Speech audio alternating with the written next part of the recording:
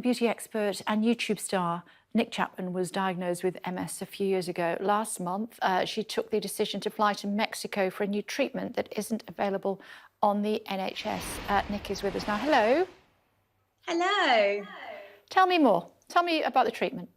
So there's a treatment for MS called HSCT. It's the same treatment that Selma Blair had recently. And I've had MS for 10 plus years, but in the last couple of years, I noticed it was getting a lot worse. MS is multiple sclerosis, and it's a disease, an illness, which stops the neurological pathways from going from your brain to different parts of your body. So it stops the signal going there. So it's very debilitating, and everyone has MS in a different kind of way. I looked into having HSCT done in the UK, and it's impossible unless you go privately, and it is just so ridiculously expensive in this country to have it done. So I took the option to fly to Mexico to have the treatment done, because Mexico and Russia are the leaders in this treatment. And what does the treatment involve? You have about 4 or 5 rounds of chemotherapy to kill off the active MS that's in your body. And then they take your stem cells, give you more chemo to kill off what's left there that isn't working properly, and reboot your immune system. And then they give you your stem cells back, hoping that no longer your body will remember that it was fighting itself. So is this like a cure for MS then?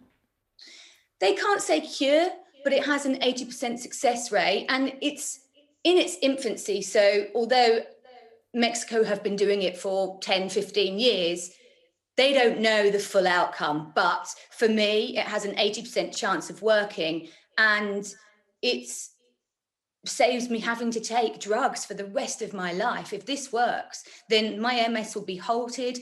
I will stay where I am now, which is still mobile and still slight cognitively able, not always, but it will mean that my MS won't get any worse. And I just really want to try and raise awareness for this, to try and also get neurologists in this country to know a little bit more about it, so that when people who are living with MS like me go in to see their neurologist, they don't feel like they're just getting completely poo-pooed about something that is such a brilliant, hopefully life-changing treatment.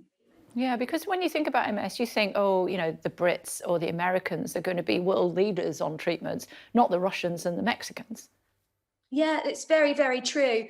And we do have the treatment here. And actually, the drugs that are given to us in the UK, which is amazing. I don't want to be against drugs, because they work so brilliantly for so many people. But there is another thing that is groundbreaking, and it's actually much cheaper for the NHS than the drugs that people are living on. So the drugs that are offered to you are brilliant and work for some people, but they can cost £60,000 a year, whereas people living with MS could have this treatment done and it only costs the NHS £40,000 for the treatment, and they may never have to take drugs again. So why do you think we don't do that? I honestly don't know. I'm trying to look into it, because you can have it done privately, but there's a lot of people that can't afford that, because in this country it costs about £100,000 to have it done privately.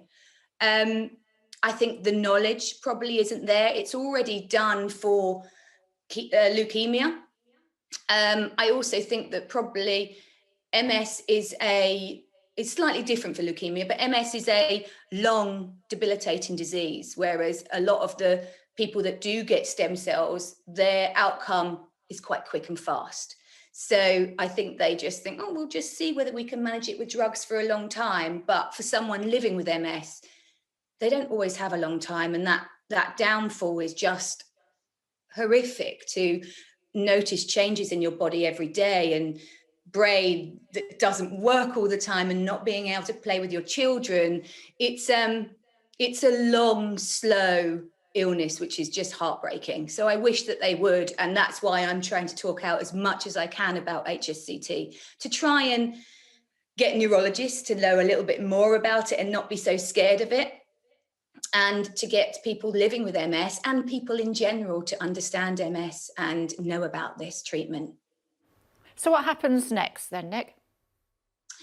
I am, as you can see, I am only a couple of months back. I'm now starting to get a little bit of energy back and feeling really good, but it's going to be a long roller coaster. I have to have a couple of MRIs to see whether my lesions are no longer active. I feel really good in my body, whereas when I first came back, I didn't so much. I feel really good, and it's brilliant because there are some people that have had this treatment. Like, I've reached out with Selma Blair and we've spoken a few times about the treatment, and she said, just hang on in there. It takes a long time for it to start to work, and there's an 80% success rate for me. So I have really high hopes for it, and that I will never have to go on drugs again, and that I will be able to live, hopefully, a drug-free, happy, healthy life. Amazing. I mean, just before I let you go, how challenging was it going to Mexico because of COVID and the fact that, of course, that it was on the red route? It was so challenging. Well, when we got there, Mexico wasn't on the red list. And as I started my second round of chemo, Mexico got put on the red list. And I'm sitting there having chemo and was like, my husband was like, Mexico on the red list. I was like, well, we're too far in now. I don't know what to do. So it took about a month, and finally the government got back to us to say I'd be exempt, because obviously when you come back, I had no immunity at all. And I was neutropenic, so I couldn't stay in a hotel because I had to be so careful. So we were lucky that we managed to make it home. But actually, while I was there, I felt incredibly safe because I was in my own little bubble with no one around. Coming home has been more of a challenge. Okay, look after yourself. Great to talk to you. Keep in touch and let us know how you get on. Thank you. Take care. Thanks, Nick.